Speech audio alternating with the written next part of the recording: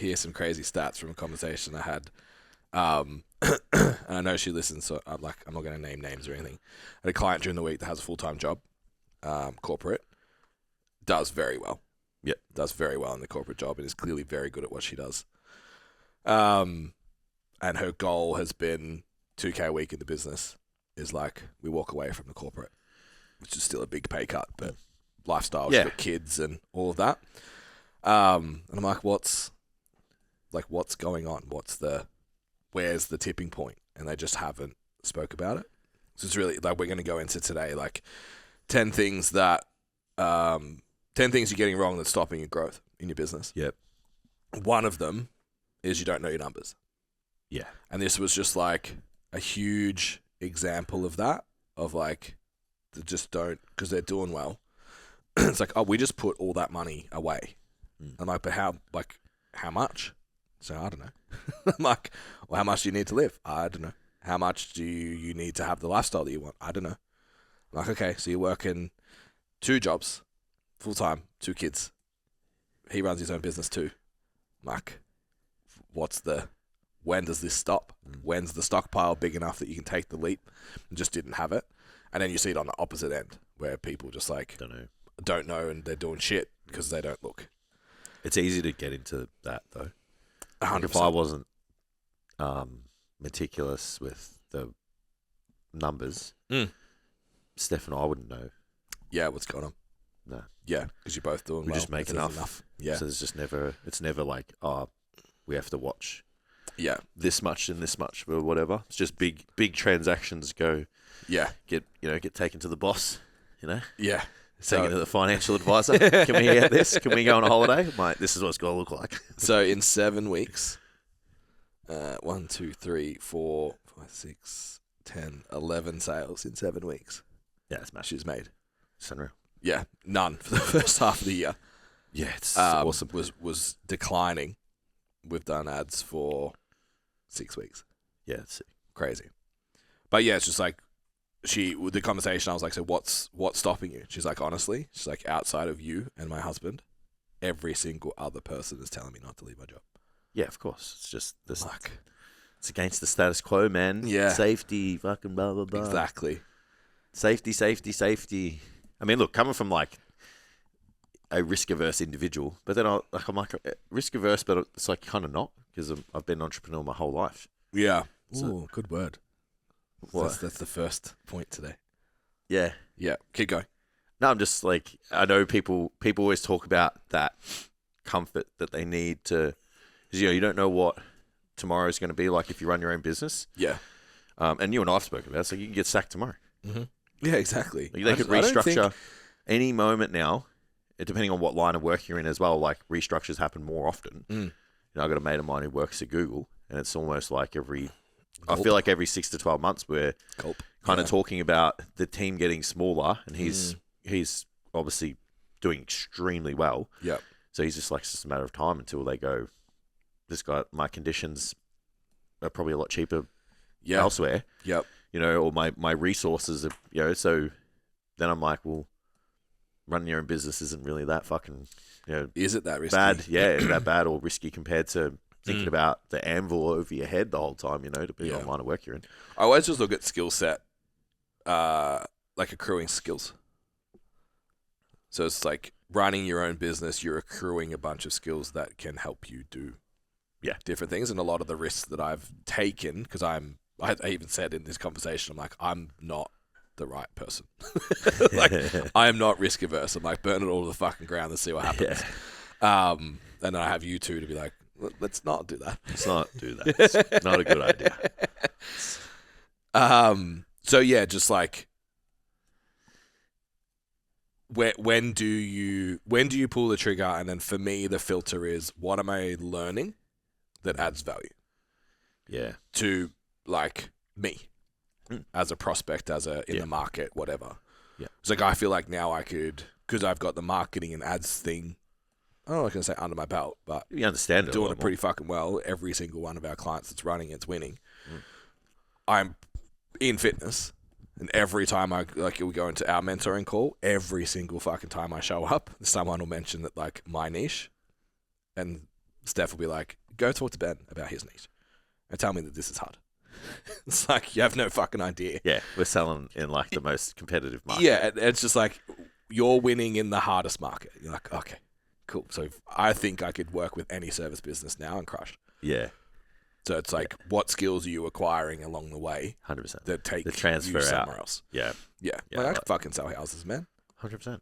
Sell fitness, I can sell a house. Like, Bro, the houses do the selling. Like, yeah, I don't know disrespect. Obviously, you gotta have a network and all that shit. But I just like sometimes I'm like, you know, once you put a house up on the online and yeah. you have someone walk in and it's like, what do you need? Yeah, I Just actually like had someone ring me during the week, like, hey, man, you looked at a house like 3 years ago. What are you doing? I'm like, I'm good, bro. Yeah. I respect the hustle. Yeah, every time they call, I'm like, I don't need an appraisal, bro, but I'm like, all the best. Yeah, yeah. Call me. Mad respect on Well the- done for you picking up the the phone, follow-up. young lad. Yeah, I could exactly. hear your voice quivering. And you I stuttered see on a you. few words. I'm like, it's all good, brother. Yeah, get the next one. I see. Get the Yeah, next yeah. one. I'm so always just like, who the fuck are you? Why are you scamming me? And then I'm like, oh, you're just having a crack. Yeah, you It's just mad. you've started at the real estate agent. You need a book of contacts. Mad. About you, bro. Get it, dude. Yeah. Just don't call me again though. Yeah. All right. So you said entrepreneur. I've been musing on this all week. Yep. 10 things you're getting wrong that's stopping your growth in your business. Mm. You think number one, you think you're an entrepreneur. More words. So my theory is there is a big difference between an entrepreneur. I'm listening. I'm just trying to get the definition up. Yeah. So get it up because I want to. Yep.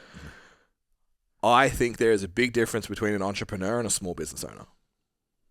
Okay. And I think personal trainers are trying to behave like entrepreneurs when they should be behaving like small business owners because their goals are actually aligned with being a small business owner, not an entrepreneur. Okay. Well, you want to know what Google says about that? Yeah, I'm going to tell it's wrong anyway. So, while often used interchangeably, these two paths demand different mindsets. Entrepreneurs are innovators who build scalable companies from scratch to disrupt markets, frequently relying on external funding. Small business owners manage established, proven models, focusing on daily operations stability and serving their local communities. I'm like, So let me explain why you thinking you're an entrepreneur is a problem. after just this will, I think the goal of a small business is objectives are sustainability, profitability, serving a specific customer base, where entrepreneurs aim to aggressively scale their ventures, often building empires or targeting an eventual acquisition or offering. Mhm. Feel like that might continue to support. Yeah. So personal trainers, most of them, 99.9%, I would say, fall into Small business. small business owners. They're Absolutely. not trying to sell the business. They're not trying to scale. They're not trying to have a huge team. They're not trying to Not aggressively. fucking disrupt the whole fucking world. Yeah, not like in 3 years' time I'm going to have like 30 coaches. Yeah. Yeah. Yeah. They all probably all have like dreams of scale and having a team But you and can shit. scale a small business though. Like, But it's not, I'm going to change the face of fitness. yeah. By those definitions, entrepreneurship's like an aggressive pursuit of growth to move it on to somebody else. To get out of it. Yeah, so then you go build something else again. Like their chase is, or their thrill is building it. Yeah. And then once they built it, they're like, this isn't that fun anymore. Mm-hmm. So I'm going to go build something else. So they give it to you and then they start again. Where small Correct. business is like, this is my baby. Yes. And I love it and I'm passionate about it. And the service part gives me joy and I like the delivery and all of that. What happens when you have more than one small business? Are you an entrepreneur or are you just a multiple small business owner? I think you're just a multi-business owner. Yeah, sure. Yeah. Yeah. I think there's a level, like I think we have 1 foot in each. Yeah. What if you coach business? Is that your small business? Yeah. Yeah. And you're not an entrepreneur building other... Yeah, because they're not your businesses, right? No. Yeah. Cool. No. And I think the lean to funding is another thing too. Yeah. Like I'll shut up now. It's a whole different game. So you can get on with your podcast. Thanks. So why thinking you're an entrepreneur and not a small business owner is fucking your business? Yep. Is because you listen to people who are entrepreneurs and take advice from them, Yeah. and you're trying to do things that don't actually apply well to small business, and it's holding back your progress.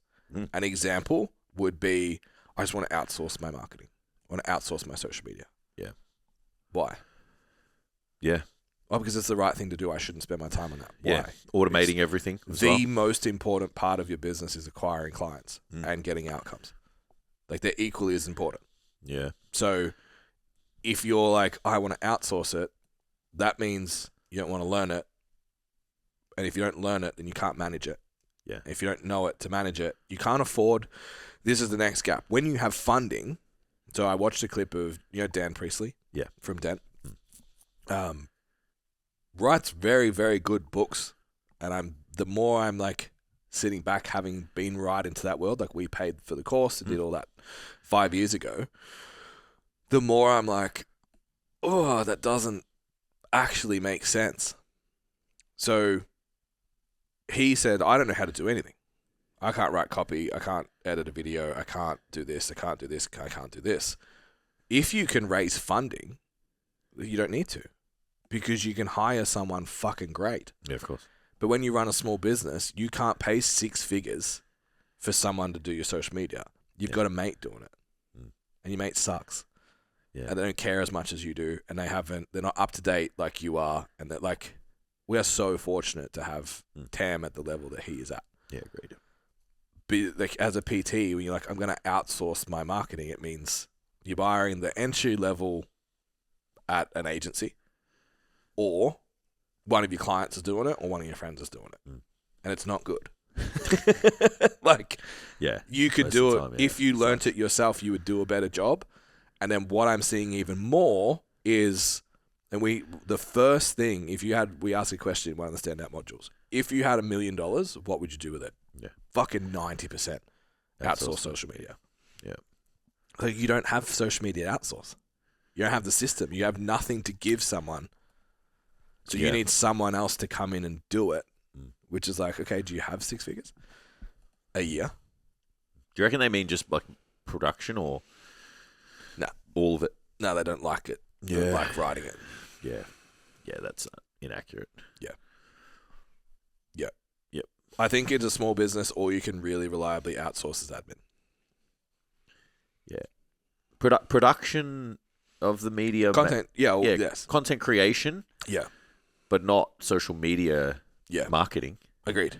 But most independents don't have the money. Yeah, agreed. Like, how many people in Standout could afford TAM? Yeah. Not many. So it's like, what are you then? Who are you paying? Yeah. So that's number one. Okay. I agree with that. You are, at the start, you're a bit like, I don't know about that. Only because I was like, well, what? Once you get the distinction right, it's like following. I think whoever you take your information off is important. So sometimes we've put people up on a pedestal, and then where once they tell you the information, or to tell you some things to do to scale your business, or add to your business, you're like, fuck, this doesn't really like apply to me. Yeah. Or like, how do I do that? Or whatever. Like, we've been to conferences and we're just like, this works if you sell products. Yeah. This doesn't work if you sell a service. So it's like, how many people follow someone who's like successful and charismatic and good looking, and then you're like, fuck, I've tried to listen to this guy for like 6 to 12 months and my business is still nowhere. Yeah, so how many people are listening to Stephen Bartlett, who I think he had $1 million of seed funding. So he claims he built a $10 million business. It's his claim. I think he had $1 million of seed funding, sold it at $2 million, and then whoever bought it off him took it to 10. So it's like, we're going to this guy who started with $1 million in the bank account to teach us how to run business. Like, you don't have that. Yeah. Listen to someone who's built something from the first phone call and the first client. As the age-old saying is, like, you got to take advice from people who have what you want. But I know people, even that, right? So it's like, you can kind of take that too fucking far. Yep. So it's like, it'd be nice to have a Lamborghini. It's like, let's be realistic, bro. Like, you want a successful personal training business, and you want a lifestyle where you don't have to do split shifts and do 50 hours a week and be tired all the fucking time. It's like, yeah, sure, like, this person over here is a Lamborghini and like he's scaled businesses before, but it's like, you want this. That is nice. Do you know what I mean? Yeah. So it's like Yeah. take advice from someone who's like realistically kind of close within your reach, and then it's like, sure, like the next step after that, Yeah. go and whoever's got the next business, I want it scalable to like 10 staff, or I want to be in like 3 different cities, or I want to be international, whatever it is. It's like, cool, go find somebody who is that next step, and then eventually you'll probably get if you do want the Lamborghini and the fucking whatever, it's like, then go and take advice from that dude, Yeah.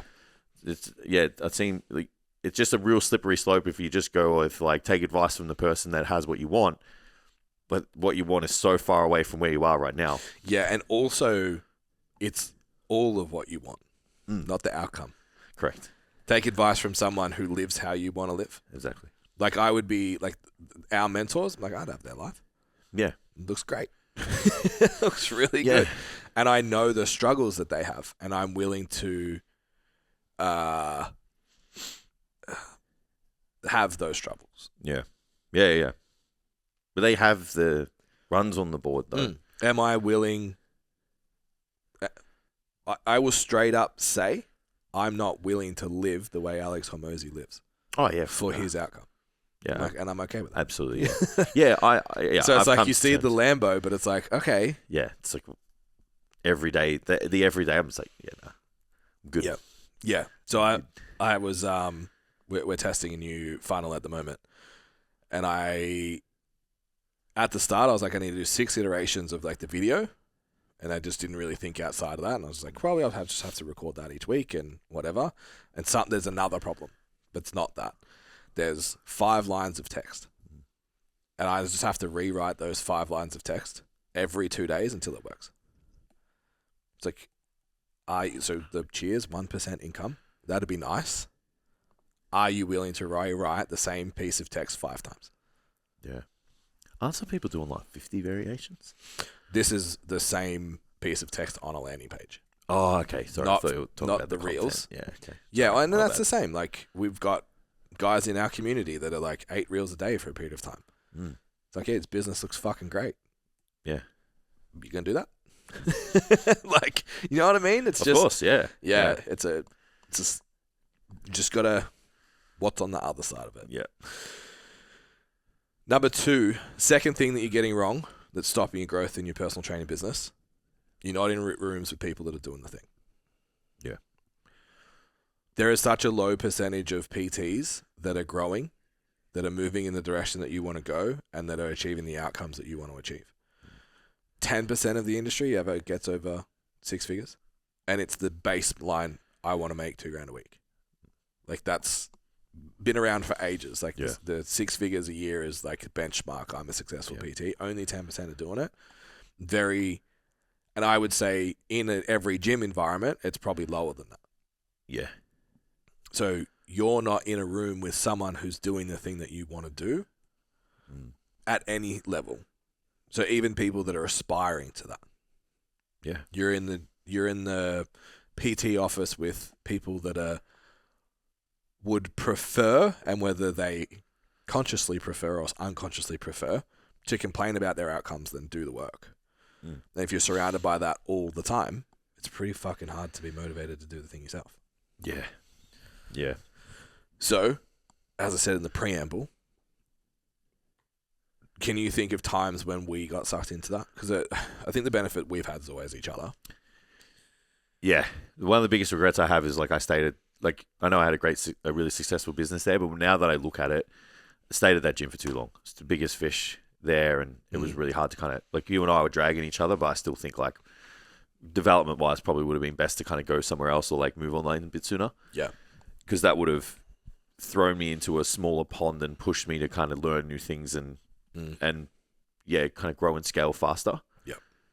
So if I didn't have you there, it'd be very comfortable to just sit there and like, collect my whatever it was working, be the most experienced trainer at the gym and just stay there forever. Not know what like the next level is. Go from there because you're already ahead of everyone around you. Yeah, in mentality, now than everything else. Yeah, absolutely. But then I think the flip side of that would be like the negativity would have just like, and to be honest, like the longer I trained at the gym, the less connected I was with the team because I just didn't want to concern myself with the bullshit. So I was like, well, if you're not winning, I don't want to hang around you. So I'm using every ounce of my time, be it a cancellation, I'm like making content or I'm writing programs or doing something. I'm not sitting there complaining about the fact that I'm sitting on my ass doing nothing.